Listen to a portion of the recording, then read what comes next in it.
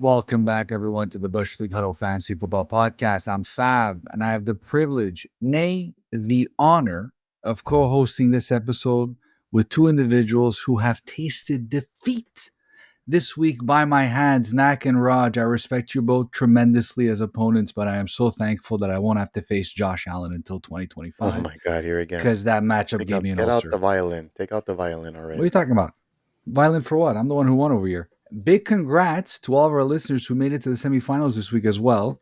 Week 15 has come and gone, and now we're on to week 16 and going to get everyone ready for another big week of matchups. To that, we're going to go over a lot of questions we've received over the last few days, some very pressing fantasy related inquiries, and then jump into our ever popular love hate segment.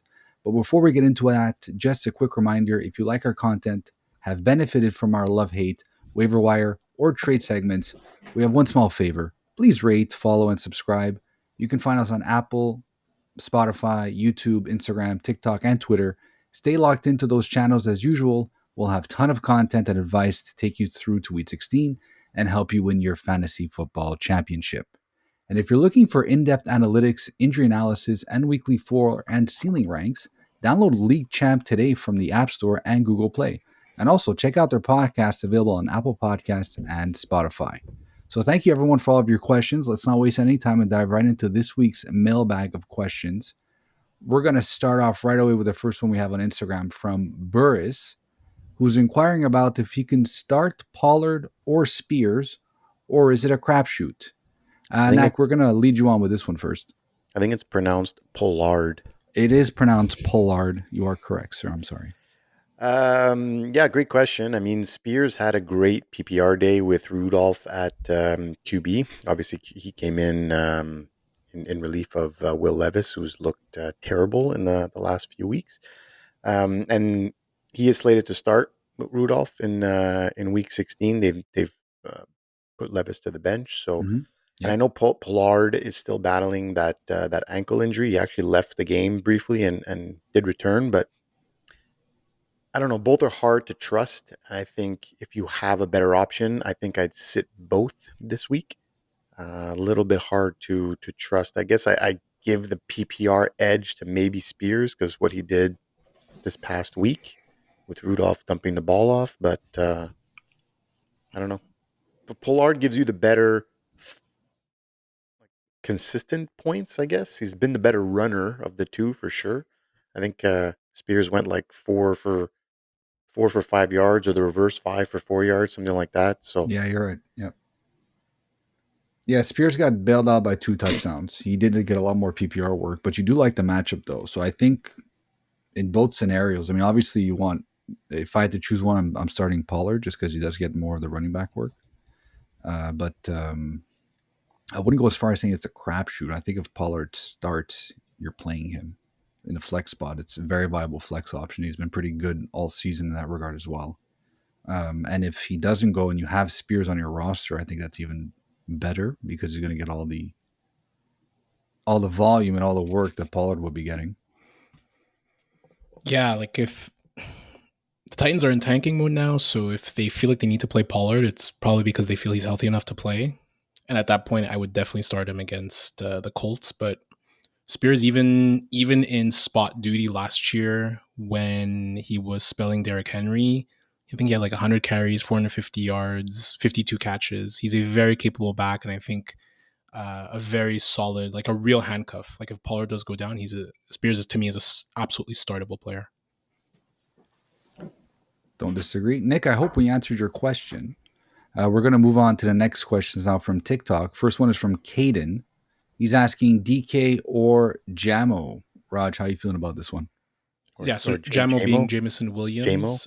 Jamo being Jamison Is it Williams. Jamo? Yeah, Okay. Jamo.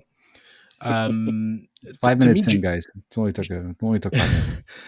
I think Jamo's actually been pretty consistent this year. I think he's close to like averaging at least 10 points per game in the last 4 games, which is basically what DK Metcalf has been as well in the past 4.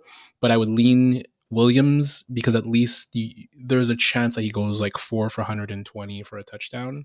So if both guys are on par in terms of their floors, go for the guy with the higher upside, the better offense, the better QB. To me, that's Jamison Williams. Yeah. Look, I don't like either really this week. And I'll mention it a little later, but the Bears rarely give up double digit points to the secondary receiver on a team. So I think I'd probably go DK before JMO this week. Um, but I might look elsewhere altogether if Gino doesn't play.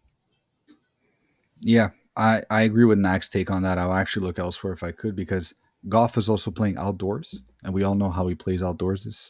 He hasn't really had a lot of outdoor games this year, so you might have a little bit more difficulty from that sense as well. And if he's a secondary option, like he was held to about 9.6 fantasy points against them the last time he played against the Bears.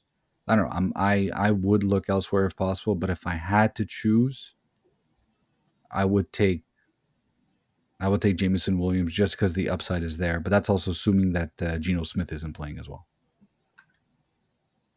We're going to go on to the next question. We have James Cook or Jonathan Taylor. Knack, how are you feeling about this one? Sorry, and this is from Matt MC 1528. Yeah, I think I'm just going to go with the better offense here. I'm going to take the Bills. They've scored what 40 plus points in two games straight here. Um, they get the Patriots, I think, this week. So not a not a very tough opponent. I think I'm going to lean towards Cook for sure.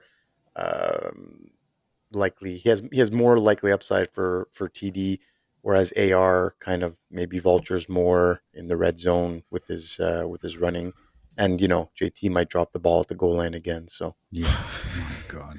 If you lost your fantasy matchup because of that 6 yard, 6 point swing, condolences. They need I, to I start. saw I, saw- I They need saw to so start many finding people that guys. lost. I saw people that lost parlays over a JT touchdown, like Yeah, anytime for touchdown. sure. They had like 5 6 guys and like lost out on 20 G's or something because he dropped the ball. And it's such a rookie move that I would never expect it to happen to somebody like JT. So it's even more ridiculous that even took place. I think it's just a moronic move altogether. Like, what is the deal of dropping the ball? I Um, never understood dropping the ball. Like, you want to be big, you want to be show off. Like, bro, run all the way out of the end zone and then drop the ball. Like, you'd figure people would learn, right? Like, it's happened so many times now. I don't know. For me, it's mind boggling how that happens.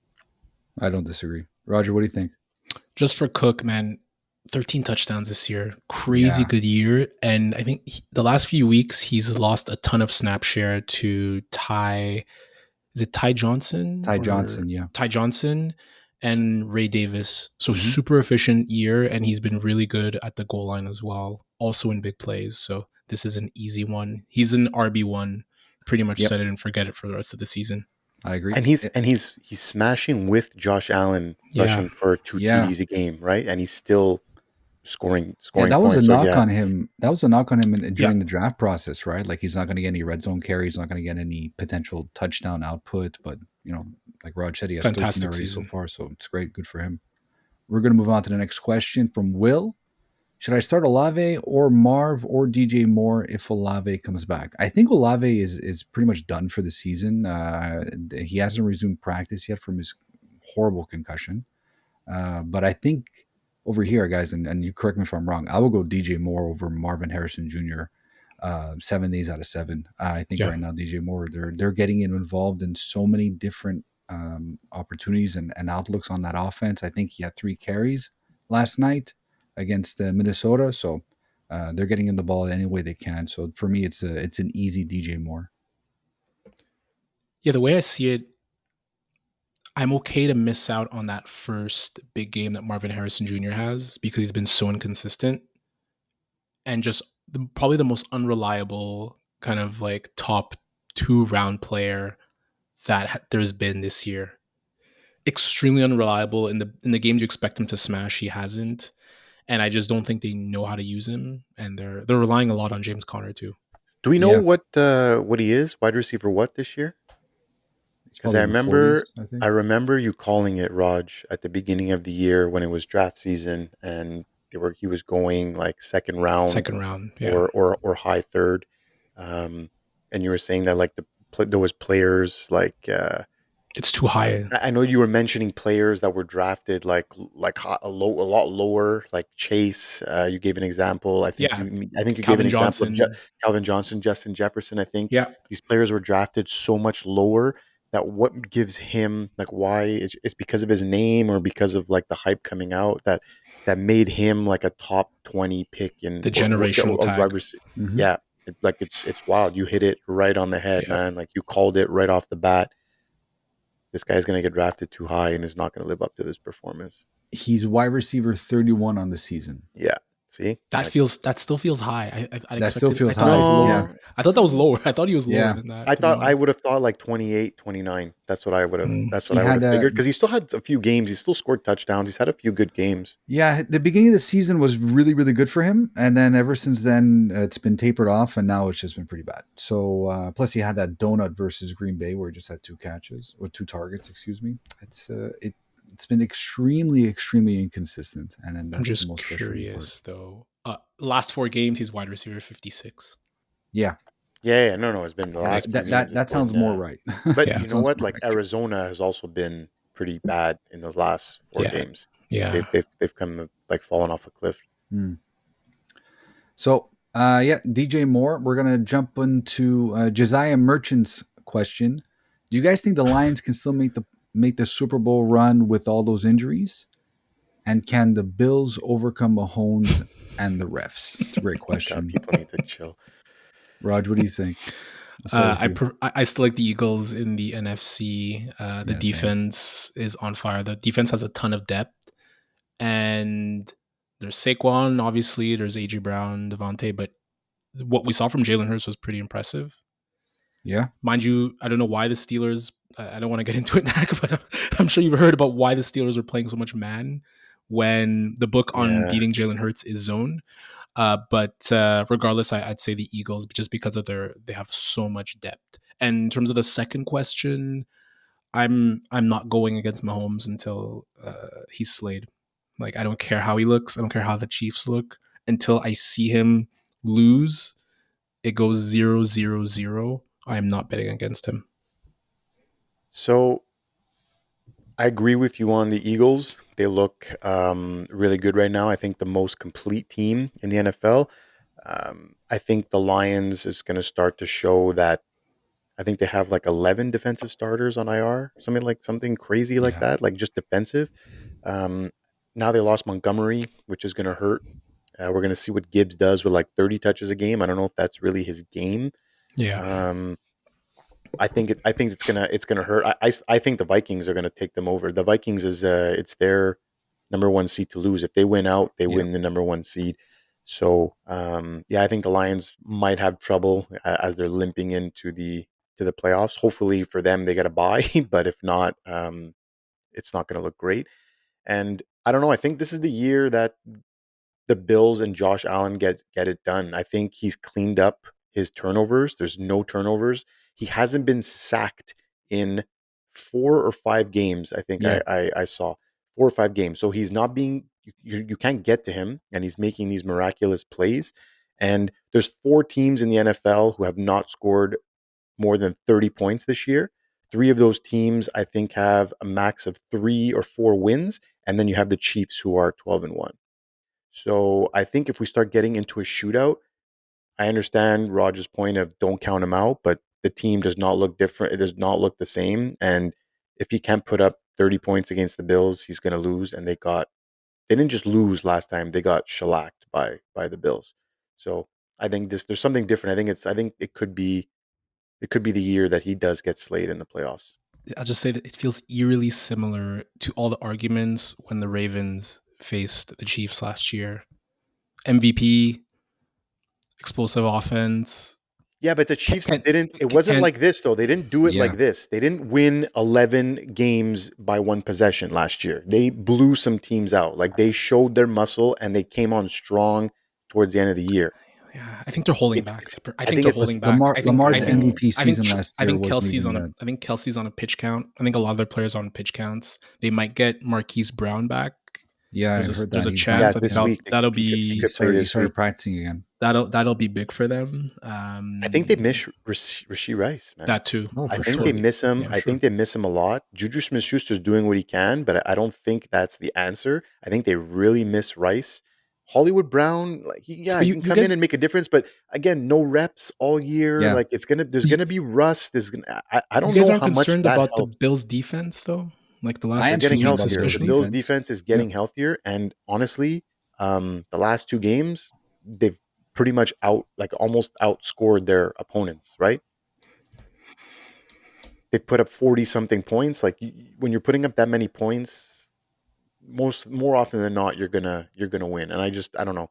So Again, you're right on the Mahomes factor. Like you got to slay the dragon to have the bragging rights. But I don't know. It feels different this year with the Chiefs. um I agree with everyone, but like and Josh Allen has turned me into a Agreed, You're everyone. believer. all winners. No, but it's true. Like Josh Allen has really turned me into like he can will himself to win games, and you see that. But I think the defense that the Chiefs have will stifle the Bills enough, and I do think that the Chiefs will three-peat. But that's just my 2 cents. But I if I'm wrong, I'll be very happy that I'm wrong, because Josh Allen, he's he's easily the most exciting quarterback right now, and it's really it's a lot of fun to watch. We're gonna keep it rolling with our next question though from Will. Brenton Strange or Dalton Kincaid? 1.5 PPR for tight ends. This is an interesting league. I've never. That's cool. Hmm. Yeah, Yeah, it's like a super tight end league kind of. yeah. Nak, what do you think about this? Yeah, I think easy answer here is Brenton Strange. I've always liked him actually when Ingram is out. I think I started him in a couple of leagues early on this year. Um, and Buffalo likes to spread the ball around. Like there's no Yeah, one guy who's getting everything. As you see, even Shakir kind of took a step back. I know he scored the touchdown, but Coleman came back. He hit Coleman for a few shots. I think he spreads the ball around to trust one player. I think it's really Cook and Allen is your must starts in Buffalo, but everyone else it's kind of week to week, kind of similar to Green Bay. So yeah, for me it's Brendan Strange. Yeah, Raiders fifth worst in the league against tight ends this year. Strange had 12 targets, 11 catches in the past week. So I think this is an easy one. Hard to trust Kincaid. Kincaid was almost bailed out last week by a touchdown though. That little chest push there that went that was called back for a flag. But no, I agree. It's the Brenton Strange call, especially for 1.5 PPR. My goodness. Why? Kendrick Nunn _ MVP 25. What should I expect from LeVar versus Pittsburgh? Any thoughts on Gibbs with Monty out rest of season? And what are your thoughts on Jalen McMillan rest of season? Roger, 3 rapid fire questions. Lamar has we know the book. It's Lamar's struggle against the Steelers. You can't sit him though. Like I think he had like 16 points or so against Steelers last game. I would expect the same. Those Ravens Steelers matchups are always very very difficult games for on both sides, kind of like bloodbaths. So, but you'd be absolutely insane to sit Lamar. So, but just don't expect his usual output. I'd say for Gibbs, Nak, that's a good point in terms of what type of output he's going to have if he's the main guy. I feel like that type of situation for them with Monty and Gibbs allows Gibbs to stay fresh, allows him to be more explosive, to be kind of that pass catching back when they're down. They obviously rely more heavily on Gibbs, but I think it's a great opportunity to kind of have proof of concept of, can he be the main guy? Is he someone that can be relied upon to get 20 carries in a game, which we're just not sure of yet? So I would say, like off the top of my head, I mean, he's clearly already a top 10 candidate. Does he go down to top 8? I don't have the schedule in front of me, but just talent alone, I think he's easily in the top 8 in my opinion. He's just to add on that, he's currently RB3 on the season. Oh yeah, there you go. I think they said they're gonna sprinkle in Craig Reynolds. I think well, he's is. gonna get the short. They said that he's well, gonna get sure. he's gonna get I've been listening, and he should get his fair share of touches to, like, obviously spell Gibbs to try to. Obviously, he's not going to get a Montgomery role. That would not be the smart thing to do, but Yeah. just to make sure that they're not, overloading Gibbs and giving him, 30 Yeah. touches a game. Yeah. And just lastly on McMillan, I'll touch upon him a little bit later, but fantastic end of year schedule. Cowboys this week in week 16, Panthers week 17. If you're one of those crazies who plays a week 18 playoff, you get the Saints as well. So he's looking like a nice number 2 and a nice surprise replacement for Chris Godwin after that really gruesome injury he had. Yeah. Yeah, they say I read an interesting thing today. Is really you have to go by a 2 week stretch to really trust the player, and the last Yeah. 2 weeks McMillan has been on fire. So definitely a guy I would trust going forward. We're going to go on to the next question there from Mateo. Do I start McMillan, Ford, or Marvin Harrison Jr.? Knack, what are your thoughts on this one? Yeah, I think it's pretty. I mean, we just touched upon McMillan. He's having a good little stretch here, but I think the answer is Ford versus the Bengals. He's got now the backfield all to himself with Chubb breaking his foot, and he looked really good with KC when actually Chubb was down and he took over everything. And now with DTR also slated to start over Winston, I could see a lot of running the ball for the Browns. Yeah. So I think on sheer volume alone, you gotta play forward. And we just spoke about Marvin Harrison Jr. I think he's safely nestled on your bench for the rest of the year. Yeah, I agree with that. Agreed. Jacko.9. Pick one for excuse me. Pick one for flex. Garendo, Cup, DJ Reed, DK, or Juwan Jennings. Dude, if this is who you have to pick for flex, what does the rest of your offense Yeah, look like? I know for sure. This guy for sure finished first, and he's like Wow. league winner already. That or he's playing in a league like with 2 other people. My God. Yeah, this could be an 8-team league. You don't know. Yeah, that's true. That's true. That's true. I know on my end over here, I would take Cup. I don't think the goose egg is ever going to happen again. We spoke about ad nauseum now for DK and DJ Reed. I think I expected a bounce back game from Juwan Jennings too, because the weather last week for the San Francisco game was horrible and just messed everything up, and that's why Cup got that donut. But I would take Cup here over Garendo, especially in the PPR league. Oh, 100%. Cup. Yeah. Yeah. 100%. Not even a Guys, question. and the Rams, like, the Rams are not taking that lightly, that they weren't able to get Cup the ball, because they know the recipe for success Of is course. getting Cup the ball. So Dude, that offense is so fun to watch when Puka and Cup are firing on all cylinders. And if they can make I know they're trying to make a run for it. And if they can sneak into the playoffs, hey, they're that could first right be. now. Oh, there it is. They're Yep. first in the division right now. So they hold the keys to the car, man. If they win out, they win the division, and they have a home game. So I mean, as they don't really have home games really, because it's always the opposing fans. But Right. take that for what it's worth.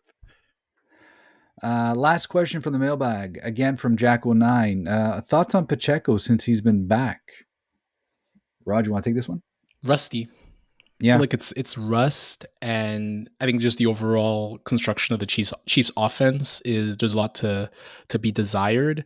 Plus, difficult schedule. Texans have been pretty solid against the run. Obviously, you know how good the Steelers are, and the Broncos defense is nothing to.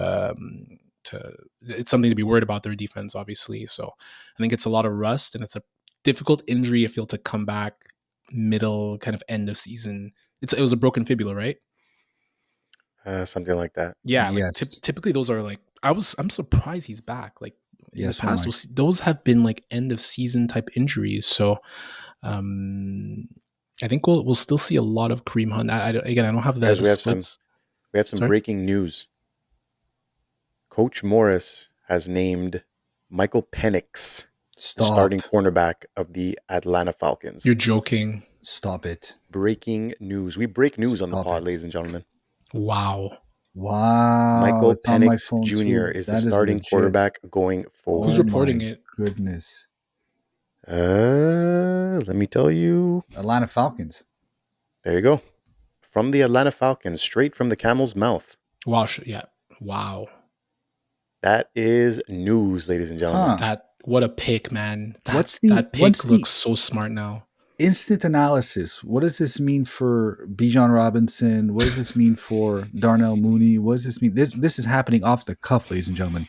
What does this mean for Drake London? Is this an upgrade? Is this first thing? We don't know. I'd We don't know. Like, Like it we're can not. get. I feel like it can get worse, but there's definitely going to be some growing pains. And I don't know, for a rookie quarterback to come in week 16. We're not. I mean, What is look. it? The real question is, what does it mean for Kirk Cousins in Yeah, that exactly. $180 million contract he just signed? 4 years, boys. 180 mil, 100 million guaranteed. Just quickly, So I think that's all dead cap money. There was a lot of reports that were saying the Penix's teammates were saying he looks fantastic in practice.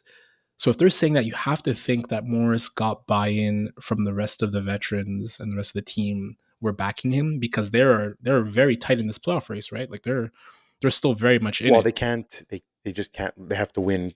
Yeah, they have to win out. They have to win out. Which is typically with the NFC South. It's always been like, that's the only way to get in for those NFC South teams, right? So I'd be curious to hear what players are saying, if it's something that they've backed, because you can't quit on the season yet. There's still 4 games left, whatever it is.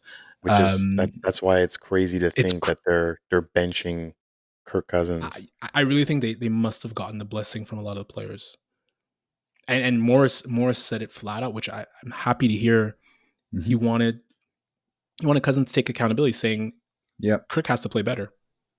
And it's been flat out. Like, yesterday was embarrassing. That game was embarrassing. Both teams were horrible. But the fact that the Falcons couldn't muster more of an offense against that really bad Raiders team is quite embarrassing, in my opinion. This is we got to get back to Jackal.9's question there, but my goodness, this was breaking news as it happens. Well done, Nat. Good job on that. So thoughts on Pacheco? I don't know. Been rusty. Yeah. I'm going to get into him a little bit later, but I feel like they're also holding him back a bit. I have to think, and waiting. They're just kind of trying to get his legs under him here. I don't think he's clearly not full go. That's for sure. No, I don't think so. They're probably going to wait for him to hit the playoffs, but we're going to see. Hopefully better days are ahead if you have him on your roster, and hopefully those better days are going to happen very, very, very soon, because, there's only this week and then next week, and then championship is crowned. But we're going to move right on to our injuries. So thank you very much, everyone, for submitting their questions. As always, please just comment and engage with us, and we'll answer our questions on all the social media platforms. We're going to jump into a few quick injuries that happened over the week. So Patrick Mahomes, he looks like he rolled his ankle. He's expected to be week to week, but he was a full participant in practice today. So his status for week 16, he's probably going to play, but just keep an eye out on that. David Montgomery, MCL injury, he's out for the season. That's a big blow to anyone who has him on his roster, and a big upgrade to anyone who owns Jahmyr Gibbs. AJ Brown looks like he hurt. Slide that in there. I'm just saying. AJ Brown looks like he hurt his ankle. TBD, something to keep an eye on. It could be a high ankle sprain. He was pretty non-committal, but typically injuries like those that he had could turn into a high ankle sprain. Nick Chubb, you hate to see this, foot fracture. He's out for the season. After coming back after the horrible injury last year, and then he broke his foot this year. This is probably career. Oh, is that it? No. It's a broken foot. You definitely come back from that. He might get like a J.K. Dobbins deal, I think, in the summer. Yeah, I think at best, as long as he wants to play, somewhere. He'll still be able to play, because it's just a 100%. Broken foot. But he already looked diminished compared to what he used to be. Mm-hmm. Well, that ramp-up time is required now. Well, at least he has a whole offseason now. So hopefully better days are ahead for Nick Chubb. Jalen Waddle, looks like it's an MCL sprain. I heard initial reports that he might be out for the season, and now apparently he's day-to-day. Don't know what his status is for week 16. We have Tony Pollard, like we mentioned before. He injured his ankle, but he's projected to be active for week 16. Alvin Kamara injured his groin. He's expected to miss this week. Keep an eye out on that. Saquon Barkley, undisclosed, timeline TBD. That's what I've been reading right now. Apparently, he was on the sideline stretching out and everything, and maybe that has something to do with how he performed this last week. Very non-committal. Don't know if there's an injury. I have no idea what's going on. Keep your ears to the ground. He's probably not going to miss this week, but hopefully this isn't something that lingers for the remainder of the season. And then you got tight end Zach Ertz, who, after catching a pass from Jaden McDaniels, fell on the ground awkwardly, concussed, expected to miss a few weeks up until week 18, which is tough to see. Pretty Benson odd season. Yeah, Benson odd season for sure. For sure. We're going to jump into our love-hate. We're going to speak quickly about our Week 15 record. Collectively, we went 7-5. We're going to start off with Nak, who was the big winner this week. He went 3-1. He won on Khalil Shakir. Tyrone Tracy as a hate. Tank Dell as a hate. He lost on Brian Robinson Jr. as a love. I actually like that call a lot. I'm kind of upset about that. Roger went 2-2. He lost both of his loves and won both of his hates. So Adam Thielen and Cole Kmet did not beat their projections, but Michael Pittman Jr. and DK Metcalf didn't either. So you ended up with a 2-2. Similar to my record, where Jameis Winston put up a really fat 2.64 points. Zach Ertz. Done. Yeah, he's, listen, risk it, no biscuit, Done. Whatever. That's what happens when you risk it way too much, I guess. Zach Ertz got concussed midway through the second half, so he didn't finish the game. So those are my two losses. And my hates were DeAndre Swift and Russell Wilson. DeAndre Swift actually didn't have a horrible game, but he missed his projections. Russell Wilson struggled, as we expected, without George Pickens. So we collectively went 7-5. We're looking again to go, first time ever, 12-0. And this is the week, boys. I feel this. it. Yeah, this I is feel this it in is my it. plums. This is it. This is balls to the wall, as they say, boys. Let's go. First love of the week, Roger. Who do you have? Roll it up, tee it up. Let's hit a home run. Yes, I have Mr. Drake Maye at the Bills. So defense has been optional for the Bills lately. 30 points per game is the average amount of points the Bills have given up in the past 2 weeks to QBs. And Maye has been super reliable this season. In the 9 games where he's been a full-time starter, he's averaged 19 fantasy points per game. And 6 out of those 9 games, he's been above 18 points.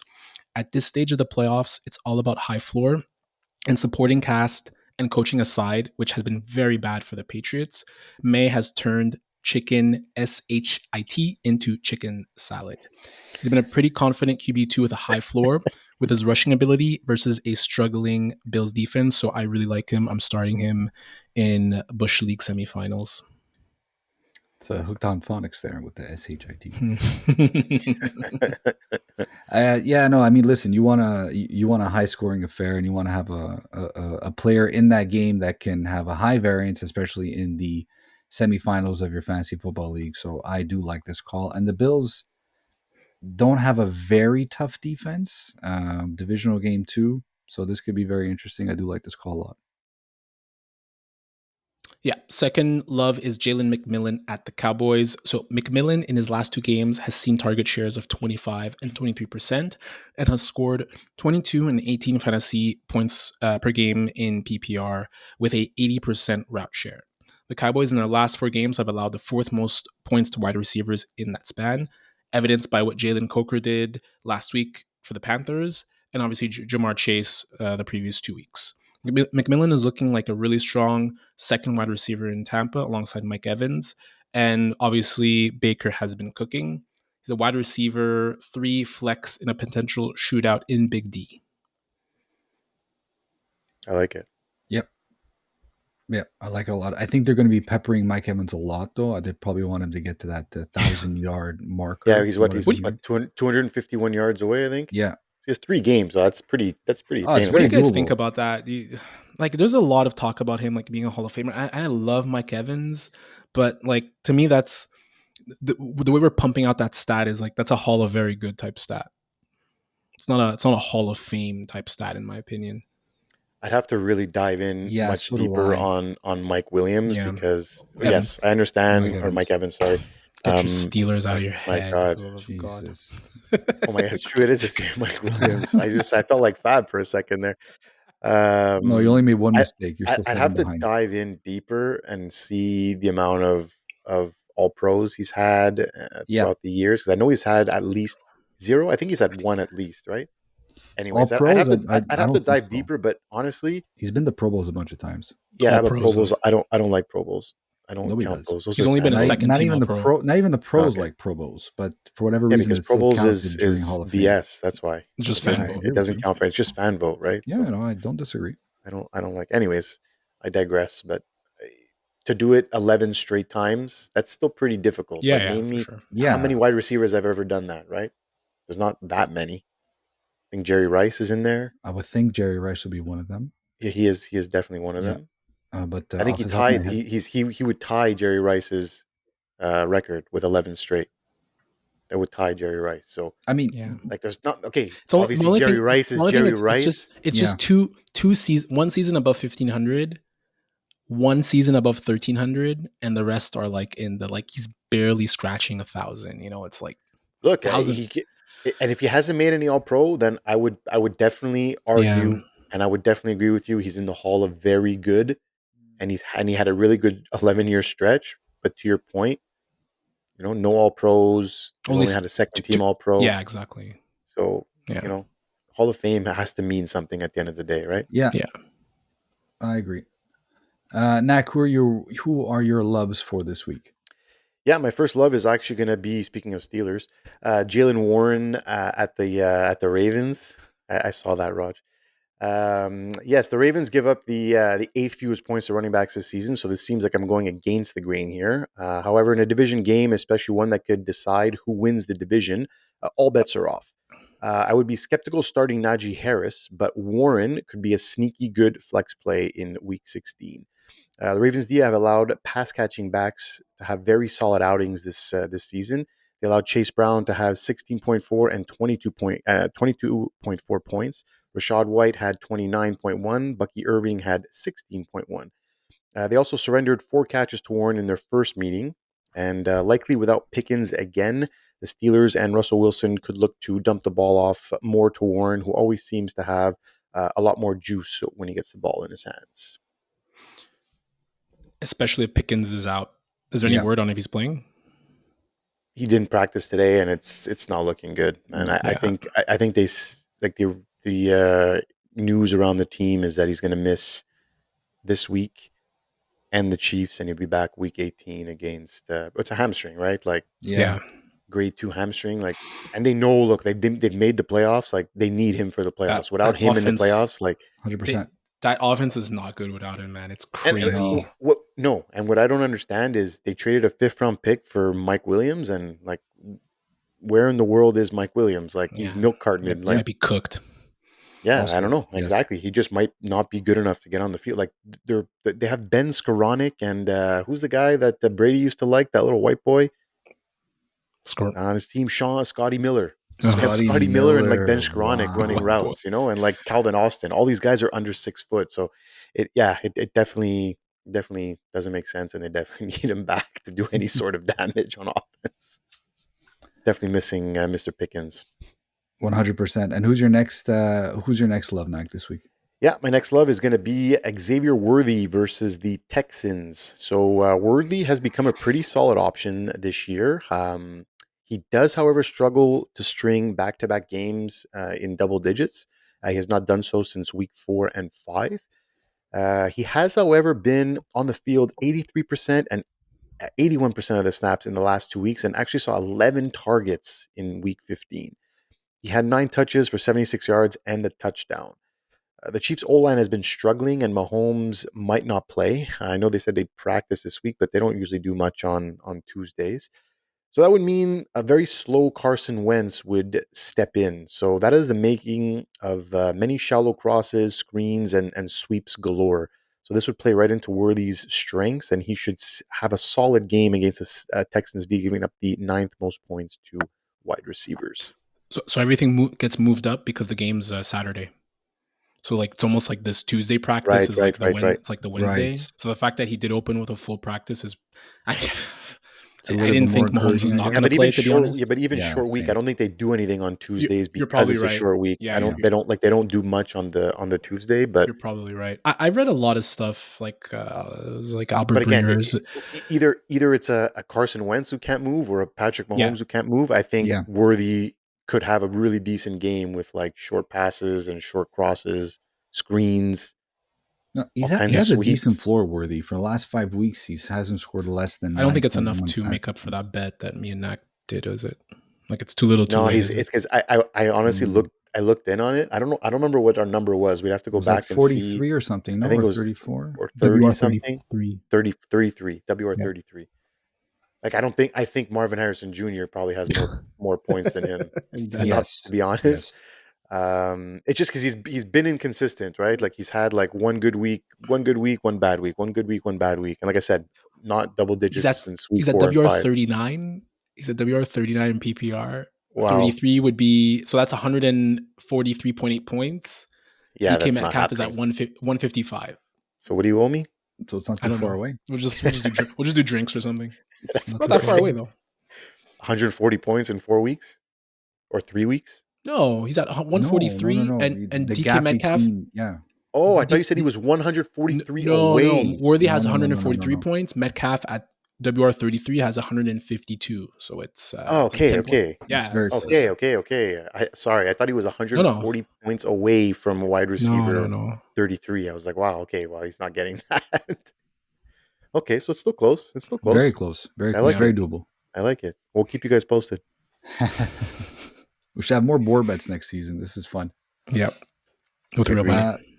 So my first love for the week is Cooper Rush versus Tampa Bay. Cooper Rush can prove, well, he has proved that he can exploit a soft matchup and can be a viable streaming option in 2QB Superflex League. Last week, he put up 3 touchdowns, 200 plus passing yards for 24 fantasy points, and he's put up 16 or more fantasy points in 4 of the last 5 games. The last 4 weeks, he's averaged actually more points per game than guys like Jordan Love, Matthew Stafford, Russell Wilson, and he has another plus matchup this week versus Tampa Bay, who give up the 6th most fantasy points to opposing quarterbacks.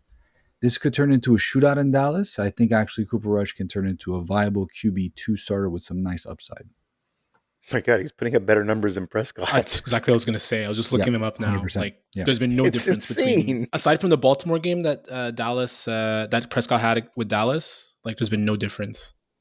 It's crazy. Yeah. And my next love for the week is Devontae Smith at Washington. So 2 nice games back to back for the former Heisman Trophy winner, and he's also scored in 2 straight as well. It's not an amazing matchup for Smith versus Washington that's giving up the 15 fewest fantasy points to wide receivers, but Smith actually plays mostly in the slot, about 55 to 45%, slot versus out wide.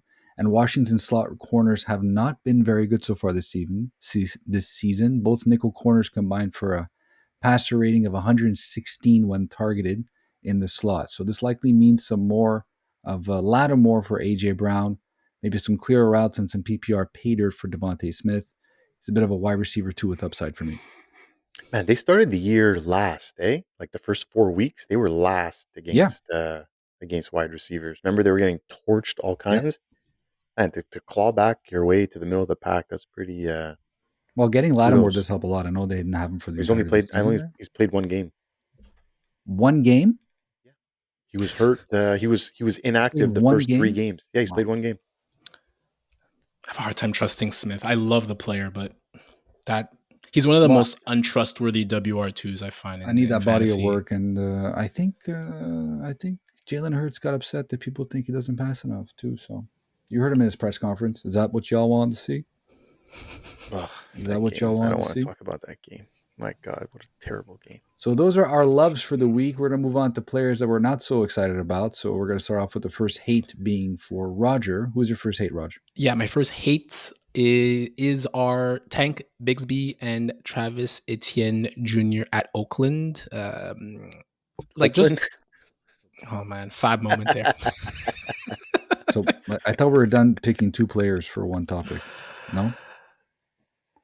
Figure it out.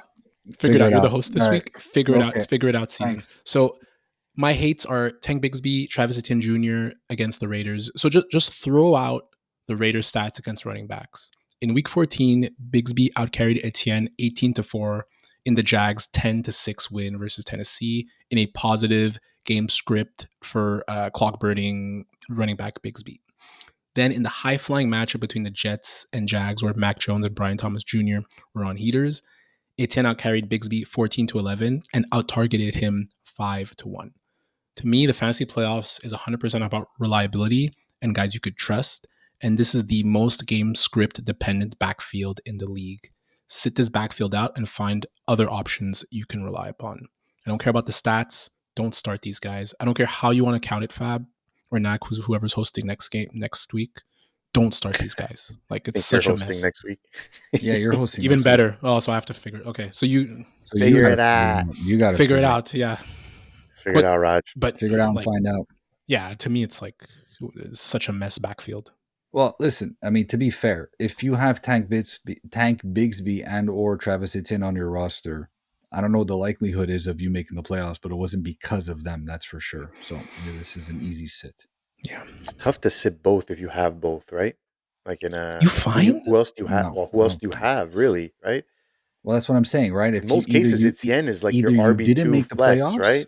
Either you didn't make the playoffs because you have both these guys, or you have one of them and you made it despite them, and you're just going to sit them. I have Bigsby in one league, and I've started him like 2 times this year, and I don't plan on starting him. Yeah, no, I definitely agree with this call though. I don't like both these players for sure. You can't rely on them, and like you said, it's all about reliability. Yeah. Speaking of someone you can't rely on.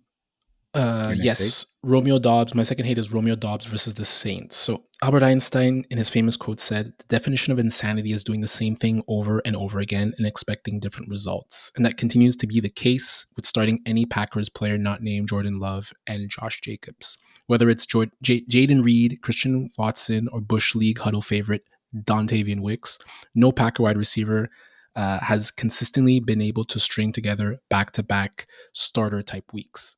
5 targets, 3 catches, 2 touchdowns is MVS Nick Westbrook-Akine territory. And during the fantasy playoffs, I urge you to play guys with better floors. So I looked at the standard deviation, Fab, you're going to be impressed, of all the Packer wide receivers this year. I think it was like 10 standard deviation points on average. So like guys like Reed will have like a 10-point game, or like a 20-point game, or 25-point game, and then he'll come back after and have like a horrible game. And it's the same thing with Watson, the same thing with Wicks, it's the same thing with Dobbs. Those guys are extremely unreliable on a week-to-week basis. I would definitely like. I've been saying this from the beginning of the year, man. Yeah, and I didn't buy it. There's so much hype on Dobbs this week in the market, like in the fantasy football market. Like, don't buy it, man. Don't buy it. Yeah, and that's what's been happening with every Green Bay wide receiver. Week to week. One guy does good and everyone jumps aboard the train and then gets disappointed the week after. And it's like you mentioned, it's even like Jaden Reed is now in that category. Remember when he was like, oh, he's the only must start, and like you can't trust him either. He's had 2 or 3 games now. Like last year he was on a heater. He had one target but against Watson and Dobbs were hurt a lot, right? Like last year, right? Towards the end as well. I think they were gone most of the time. So like it was Jaden Reed's team. But yeah, when they're all healthy, guys, like stay far away from this wide receiver tandem in fantasy, because I mean, unless you're a gambler and you just want to try to hit the jackpot one week, like I said, if you would have started Dobbs in week 15, you're happy, 2 touchdowns, 20 points. Yeah, no, you'll take it and run. But man, you really gotta. It's like a lottery ticket, right? Every week with these guys. Yeah, no, you want to stay away from this as much as possible. Don't disagree at all. Nak, who's your first hate for the week? Yeah, so my first hate is a guy we spoke about earlier. It's going to be Isaiah Pacheco versus the Texans, another Chiefs player. It's another Chiefs player. I could have put pretty much all that offense on this list, minus Worthy, who's my love of the week. He doesn't seem 100% yet, despite Reed saying we should see a 60-40 split in week 15 with Hunt. So he told reporters that the split should have been 60-40. It was actually the reverse. He was on the field for only 37% of the snaps, and he went 13 for 32 or 2.5 yards per carry. So definitely missing juice. And this was now his 3rd game back, and he has not topped 55 yards or 46% of the snaps in those games. He also gets a Texans D, giving up the fourth fewest points to running backs. So not someone I would trust with a berth in the fantasy football finals at stakes. Seems like they're really they're waiting for the actual playoffs to unleash Pacheco, and even then, I don't know. Doesn't seem like he has his legs under him just yet. I agree with your take on this 100%, but he's still getting like decent amount of carries though. Like despite the snap share being low, like he's not getting like 4 carries or 7 carries. He went, I think, 14 last week and 13 the week before. Like he's still getting Yeah, but some volume. He's not yeah, there but yet. the I agree. volume is I agree. He's 2.5 not there yards yet. per carry, which No, I is agree. He's no not there bueno. yet. I'm not disagreeing with that. I'm just saying like the rest is going to come up at some point, but it's probably not going to come this week. And Hunt has looked a little bit better with longer runs too. So Yeah. Yeah. Very good take. Who's your next hate? yeah, next tape is is going to be Jamison Williams at the Bears. So as I was mentioning earlier today, I said, I mean, the Bears have not been what they have been from the beginning of the year, what they were at the beginning of the year.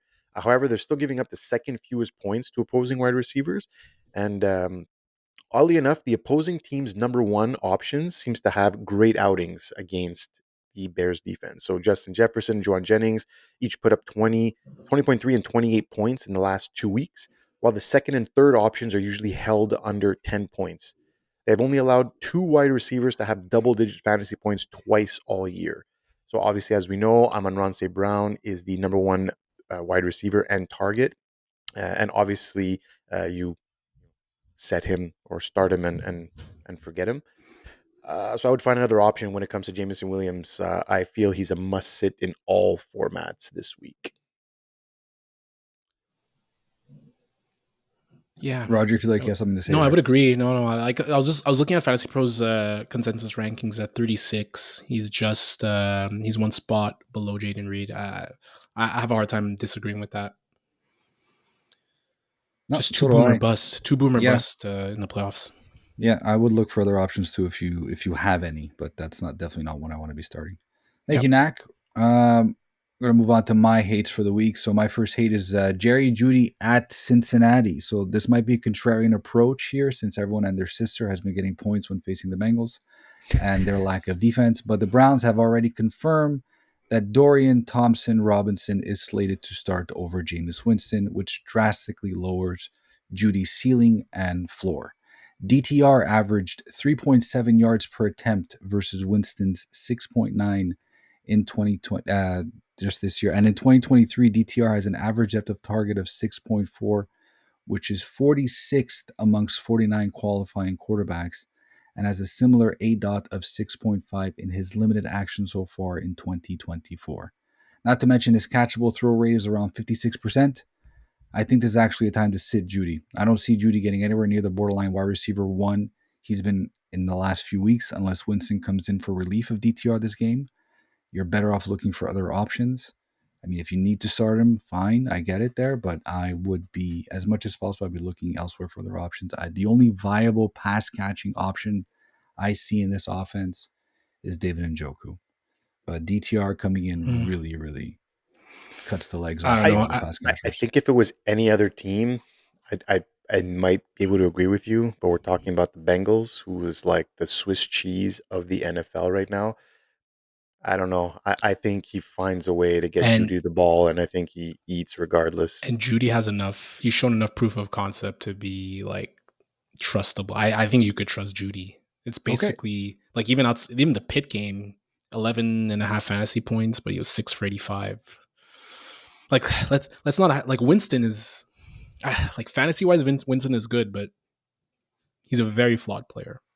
He's a flawed player as a quarterback. He throws He's interceptions, a 1-to-1 of course, but his touchdown interception just player. look at the change in the average depth of target. Look at the average yards per attempt. Is that a Jeudy type of quarterback that can sustain that production? I don't think so.